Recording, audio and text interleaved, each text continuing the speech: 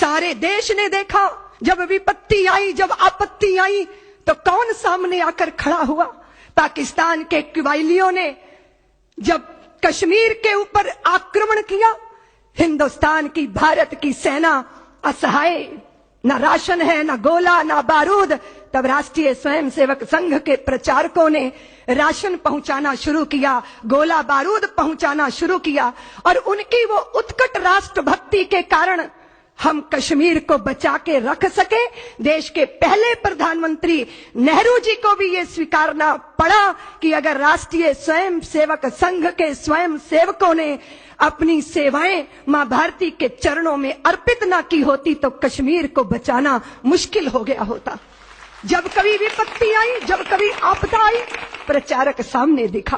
फिर दुनिया ने यह भी देखा, केरल के अंदर एक ऐसी रेल दुर्घटना हुई, स्वयं सेवकों ने गाड़ियों में से निकालना शुरू किया आहतों को, तो उसमें केरल का एक चर्च का पादरी जो बुरी तरह क्षतिग्रस्त उस रेल के डिब्बे में फंसा था, उसको निकाला, उसको गंतव्य तक पहुंचाया। वो देखकर अचंभित था, आश्चर्यचकित था कि राष्ट्रीय स्वयंसेवक संघ का स्वयंसेवक बिना धर्म भेदभाव दृष्टि रखे हुए मुझ आहत की सेवा करने वाला। वो अचंभित हो गया, हतप्रभ हो गया। बिना भेदभाव और बिना अपने और पराये को देखे अहिर्निश बहते रहना, सेवा के लिए अपने आप को आहूत करना। लेकिन कितना बड़ा दमन चक्र आजादी के पहले और आज तक राष्ट्रीय स्वयंसेवक संघ का चलता रहा। आदरणीय नरेंद्र मोदी जी ने कहा कि नहीं जानता जगत एक प्रचारक कैसे जीता है, उसके जीवन का लक्ष्य और उसके प्रति उसका उदात्त भावना क्या है, वो जो संघ को इतना विस्तार देती है, इतने दमन के बाद भी नई ऊर्जा देती है, वो क्या है? वो शस्त्र नहीं है, वो है वैचारिक धरातल। कोई भी व्यक्ति तब तक अपने लक्ष्य की तरफ अग्रसर रह सकता है जब तक उसके पास वैचारिक धरातल है, वो वैचारिक निष्ठा। कितनी सारी विपत्तियां आई, कितने सारे विघ्न बाधाएं आए, लेकिन जब जब भी विघ्न सामने आते हैं, सोते से हमें जगाते हैं। खम ठोक ठेलता है जब नर, पर्वत के जाते पांव खड़। ये स्वयं सेवकों ने अपने जीवन में करके दिखाया। मैं तो इतना ही निवेदन करूंगी, आज ज्योति पुंज का अर्पण नहीं हो रहा। प्रचारक का जीवन, उसकी सादगी, उसकी सरलता, उसकी सच्चरित्रता, उसकी आभा से ज्योति पुंज के माध्यम से वो प्रकाश लोकार्पित हो रहा है जो सारे विश्व को प्रकाशित करेगा। एक प्रचारक का जीवन कैसा होता है? वो निजता से ऊपर उठकर कैसे व्यक्ति से व्यष्टि से समष्टि के लिए चिंतन करता है और अपने आप को आहूत करता है। चुपचाप दीपक की तरह जलता है, पारिजात के पुष्प की तरह चुपचाप जर जाता है और अपनी सुगंध से मां भारती की धरती को सुगंधित कर जाता है। यह ज्योति पुंज का लोकार्पण, मैं लोकार्पण ही नहीं देख रही, इसके साथ कुछ और भी देख रही हूं। एक कुशल संचालन व्यवस्था में वो जो संघ की शाखा में प्राप्त होता है, तो आज दिखाई दिया गुजरात ने वो प्रयोग किया। और हम आज नरेंद्र भाई मोदी को राष्ट्रीय स्वयंसेवक संघ के प्रचारक के नाते मुख्यमंत्री के रूप में जब दुनिया ने देखा, तो हिंदुस्तान कहता है कि नरेंद्र भाई मॉडल मुख्यमंत्री हैं। देश के अंदर ये चर्चा हो रही है। लेकिन नरेंद्र भाई कैसे बन गए? ये 4, 5, 10, 15 सालों का चमत्कार है। नरेंद्र भाई के भीतर का वह प्रचारक जिसने अपने आप को नर्मदा की धारा में डाला और समय के थपेड़े परिस्थितियों की उस सारी विभिन्नताओं के बीच में अपने आप को प्रचारकों के माध्यम से उनकी दृष्टि से तराशा, तो वो नर्मदा की धार में पड़े हुए पत्थर की तरह आज नर्मदेश्वर महादेव की तरह अपने आप को स्थापित कर रहे हैं और सबको एक मार्गदर्शन दे रहे हैं। नरेंद्र भाई के भीतर मैं उस प्रचारक को आज राष्ट्र नायक बनते हुए लोकार्पित होते देख रही हूं। ये दृष्टि मैं इसीलिए कहना चाहती हूं कि विकास के साथ साथ अपनी विचारधारा के साथ साथ जो गुजरात ने एक कीर्तिमान स्थापित किया है।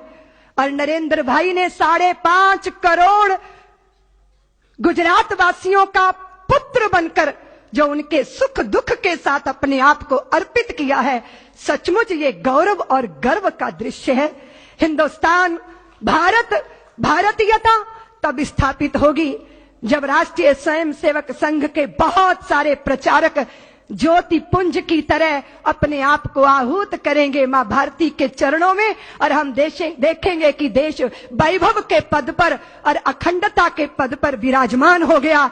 देश की सीमाएं सुरक्षित हुई, हमारी अस्मिता, हमारा स्वाभिमान, हमारा भाईचारा, हमारी पहचान, सब कुछ अक्षुण्ण ये तभी होगा जब संघ के प्रचारक अपनी भूमिका को इस तरह, वो राष्ट्रीय व्यवस्थाओं का संचालन, कितनी सुंदर व्यवस्था सारी देश में आज चर्चा हो रही है। इसलिए मैं आज गुजरात के लोक नायक के इस कार्यक्रम में पुस्तक के लोकार्पण में नहीं आई हूं।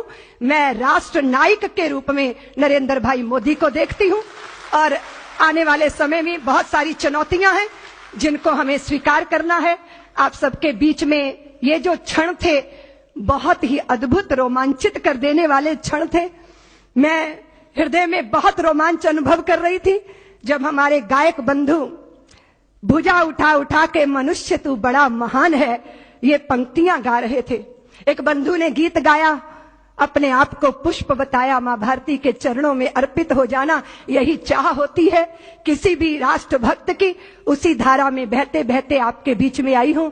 गुजरात की धरती से मुझे बहुत प्यार है। मैं बताना चाहती हूं कि कुंभ का समय था, प्रयागराज में मैंने मुंडन करवा लिया था। 1 महीने के लिए कल्पवास करूंगी निश्चय कर लिया था। माननीय अशोक जी आए, उन्होंने कहा कि गुरुदेव साध्वी ऋतंभरा को गुजरात भेजिए, ये कल्पवास करेंगे यहां, इनको गुजरात जाना चाहिए। उस समय चिरमोहन भाई पटेल की यहां सरकार थी और राम जन्मभूमि का आंदोलन अपने शिखर पर था। मैं गुजरात की गली गली, गांव गांव में राम भक्ति का संदेश लेकर गई थी। गुजरात वालों को शायद याद होगा, मेरी बड़ी आत्मीयता है गुजरात के साथ, क्योंकि गुजरात मेरी संघर्ष भूमि रही है। और हिंदुत्व के उदय काल का जब प्रारंभ था तब मैंने भी थोड़ी सी सेवा गुजरात की धरती पर की थी, इसलिए मेरा भावनात्मक रिश्ता गुजरात के साथ है। और नरेंद्र भाई ने निमंत्रण दिया, आपने बुलाया, हम चले आए। आपने जिन प्रचारकों के बीच में अपना जीवन जिया उनके बारे में लिखा है, गुजराती की लिपि में लिखा गया है। मैं सोचती हूं कि इसका हिंदी संस्करण भी निकलेगा तो निश्चित मैं भी सौभाग्य अर्जित करूंगी उसे पढ़ने के लिए। आप सबसे इतना ही निवेदन करना चाहती हूं कि समृद्धि और सफलता के साथ सारे देश के अंदर सद्भावना के वातावरण का निर्माण करने के लिए राष्ट्रीय स्वयंसेवक संघ के प्रचारक अपनी अग्रणी भूमिका निभाएंगे और ये दृश्य मां भारती देखेगी।